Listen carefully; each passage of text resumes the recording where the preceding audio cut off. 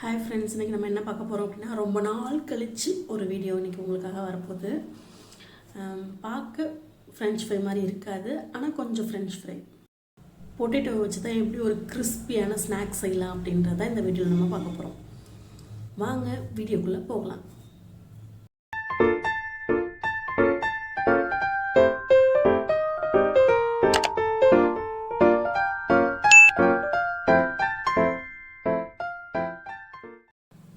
நம்ம வீட்டில் யூஸ் பண்ணுற பொட்டேட்டோஸ் இருக்கும் இல்லையா, அதை நான் தோலை நல்லா பீல் பண்ணி எடுத்துக்கிறேன்.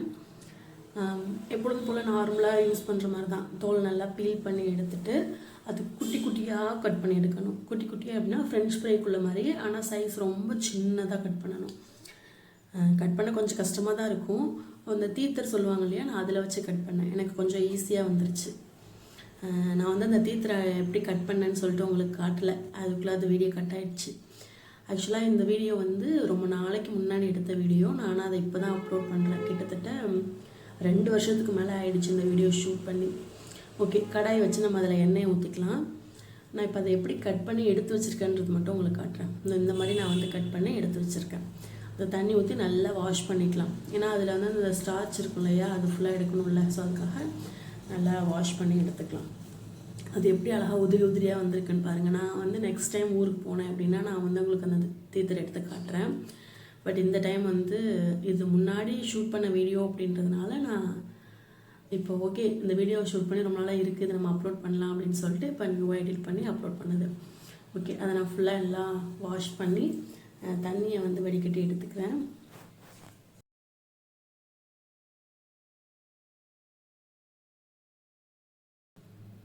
இதையே இப்போ தானே கழுவி எடுக்கிறீங்க, ஏன் அதுக்குள்ளார எண்ணெயை வச்சிங்க அப்படின்ற மாதிரி கேட்கலாம். அது வந்து வச்சு சிம்மில் வச்சிட்டோம் அப்படின்னா அது ஸ்லோவாக ஹீட் ஆகிட்டே இருக்கும் எண்ணெய். ஏன்னா இது மிக்ஸ் பண்ணுறது ரொம்ப பெரிய வேலை கிடையாது. சட்டன் மிக்ஸ் பண்ணிட்டு இன்ஸ்டன்ட் பஜ்ஜி போடுவோம்ல, அதே மாதிரி தான் இதுவும். இப்போ நான் ஃபஸ்ட்டு என்ன போடுறேன் அப்படின்னா, கடலை மாவு போடுறேன். கடலை மாவு அந்த டப்பியில் 1.5 டப்பி நான் எடுத்துக்கிட்டேன். ஓகேவா. அதுக்கப்புறம் அரிசி மாவும் அதுவும் சேம் அதே மாதிரி அதே டப்பியில் 1.5 டப்பி நான் வந்து எடுத்துக்கிட்டேன். ரெண்டும் ஈக்குவல் லெவலில் தான் எடுத்திருக்கேன். ஏன்னா அரிசி மாவு நிறைய போட்டால் தான் கொஞ்சம் நல்லா கிறிஸ்பியாக இருக்கும். அதனால தான் நான் அந்த அளவுக்கு எடுத்திருக்கேன். அப்புறம் தேவையான அளவு உப்பு போட்டுக்கோங்க. ஆக்சுவலாக இந்த வீடியோ ரொம்ப முன்னாடி ஷூட் பண்ணேன் அப்படின்றதுனால எல்லாம் கீழே கமெண்டில் வந்து அப்போ அது கெட்டு போயிருக்குமே, இப்போ தான் போடுறீங்க அப்படின்ற மாதிரிலாம் எதுவும் கிரிஞ்சியாக போட்டுறதுங்க. ஆக்சுவலாக இது வந்து செஞ்ச சாப்பாடு அப்போவே சாப்பிட்டாச்சு. பட் வீடியோ மட்டும் உங்களுக்கு இப்போ வருது. நான் என்னென்ன ஆட் பண்ணன்றதை சொல்ல மறந்துட்டேன். அதுக்கப்புறமா தேவையான அளவு தனி மிளகாத்தூள் போட்டிருக்கேன். அதுக்கப்புறம் கலர் பவுடர் கொஞ்சமாக போட்டு கொஞ்சமாக தண்ணி ஊற்றி நல்லா மிக்ஸ் பண்ணிக்கணும். இப்போ எண்ணெய் காஞ்சிச்சான்றதை டெஸ்ட் பண்ணி பார்த்துக்கலாம். எண்ணெய் நல்லா காஞ்சிருக்கு. இப்போ ஒரு பீஸ் மட்டும் ஏன் சிங்கிளாக போட்டோன்னா எண்ணெய் காஞ்சிருக்கான்னு பார்க்கறதுக்காக போட்டேன். அதுக்கப்புறம் நம்ம ஒன்றா எடுத்து போட தேவையில்லை. அப்படியே ஒரு கைப்பிடி அளவு எடுத்து அப்படியே உதிரினாப்பில் போட்டோம் அப்படின்னா அதுவே நல்லா உதிரியாக வந்துடும்.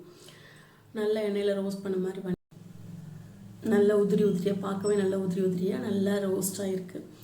இது கலருமே அவ்வளோ அழகாக ஒரு மாதிரி டார்க் கலர், ஒரு மாதிரி ஆரஞ்சு கலரில் இருக்குது. சரி, இதை நம்ம நல்லா வடிகட்டி எடுத்துக்கலாம். நான் ஆக்சுவலாக இந்த டைரெக்டாக அந்த வெசில் அப்படியே எடுத்து போட்டுக்கிட்டேன். உங்களுக்கு வேணும் அப்படின்னா நீங்கள் அடியில் டிஷ்யூ பேப்பர் இல்லை வேறு எதுவும் பேப்பர்ஸ் கூட யூஸ் பண்ணி நீங்கள் அதில் எடுத்து வச்சுக்கலாம். எனக்கு அந்த பாத்திரம் வந்து நல்லா பெரிய பெரிய ஹோலாக இருக்கிறதுனால நான் டைரெக்டாக அப்படியே எடுத்து போட்டுட்டேன். எனக்கு அதுலேருந்து ஈஸியாக எண்ணெய் வடிஞ்சிரும் அப்படின்றதுனால நான் போட்டுக்கிட்டேன். உங்களுக்கு எப்படி வேணுமோ அது மாதிரி நீங்கள் போட்டுக்கோங்க. அவ்வளோதான், ஈஸியான ஈவினிங் டைம் ஸ்நாக்ஸ் ரெடி. நல்ல மழை டயத்தில் இந்த மாதிரி ஸ்நாக்ஸ் செஞ்சுட்டு இன்ஸ்டண்ட்டாக எவ்வளோ நேரம் ஆச்சு, ரொம்ப டைம்லாம் எடுக்கவே இல்லை. இந்த மாதிரி ஈஸியாக செஞ்சுட்டு வித் ஒரு கப் காஃபியோடு சாப்பிட்டீங்க அப்படின்னா செம்மையாக இருக்கும். உடைக்கும் போது எவ்வளோ கிறிஸ்பியாக நல்லா உடையுதுன்னு பாருங்கள். ஸோ இந்த மாதிரி நீங்களும் வீட்டில் ட்ரை பண்ணி பார்த்துட்டு அதோட டேஸ்ட் எப்படி இருந்துச்சுன்னு கமெண்ட் பாக்ஸில் கமெண்ட் பண்ணுங்கள். இந்த மாதிரி உங்களுக்கு வேறு என்னென்ன வீடியோஸ் வேணும் அப்படின்றதே கமெண்ட் பாக்ஸில் பின் பண்ணுங்கள். நாங்கள் அதை பார்த்துட்டு அப்கமிங்கில் உங்களுக்கு நிறைய வீடியோஸ் போடுறோம். மறக்காமல் சேனலை சப்ஸ்கிரைப் பண்ணிக்கோங்க.